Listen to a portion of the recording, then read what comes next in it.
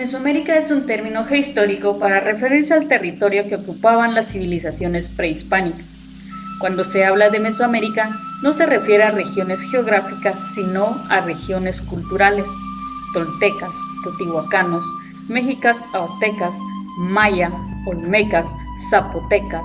A lo largo de su historia, los pueblos mesoamericanos construyeron una cultura cuyas expresiones hablaban de elementos compartidos por varios pueblos y rasgos que los distinguían entre sí.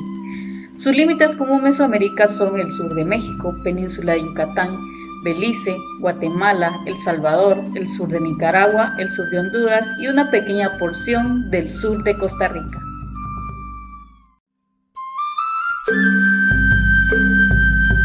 Los mayas fueron una civilización asentada en Centroamérica que perduró desde el siglo XX a.C. hasta el siglo XV después de Cristo, cuando llegó a su fin con la conquista de América.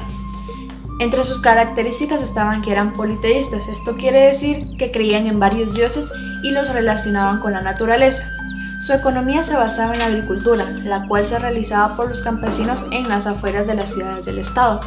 Desarrollaron grandes conocimientos, como en la matemática fue el sistema de numeración vigesimal, en la escritura era a base de los jeroglíficos y contaban con 2 calendarios, el solar y el ceremonial.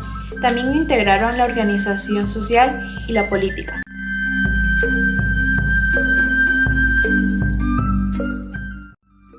El período preclásico, período formativo, comienza aproximadamente en 1500 años antes de Cristo a 300 años después de Cristo. Este periodo inició por el surgimiento de las primeras tradiciones de cerámica. La alfarería más importante de esta área cultural se localizó en el Puerto Marqués, en el estado de Guerrero. Debido al crecimiento de la población, llevó la competencia por los recursos y mecanismos locales. A través de estos mecanismos, los líderes políticos organizaron cooperativas agrícolas.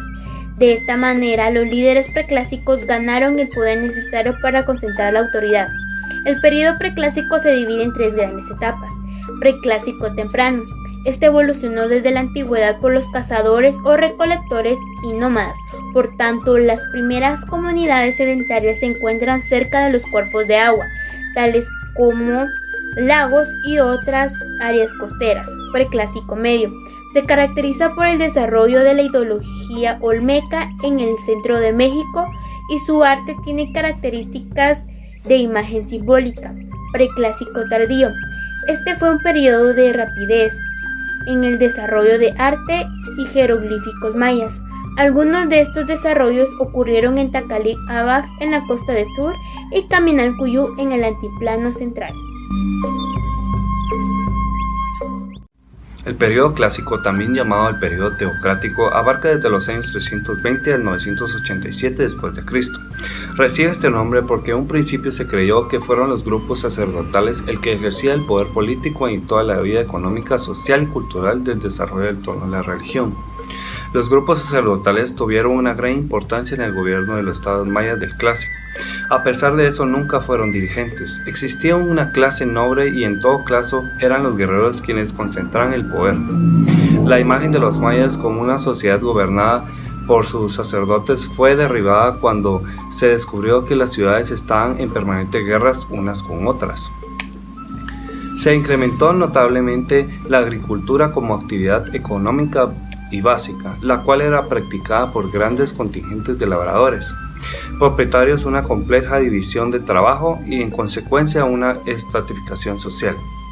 Ahora bien, los principales centros de la zona de Petén son Huatzacún y Tikal. Huatzacún, que fue del año 600 a.C. al 889 después de Cristo. Este localizado a 25 kilómetros al norte de Tikal en Guatemala. Y Tikal, que fue del año 800 a.C. al 869 después de Cristo. Este, llegando a poseer 100.000 habitantes, es un momento culmine.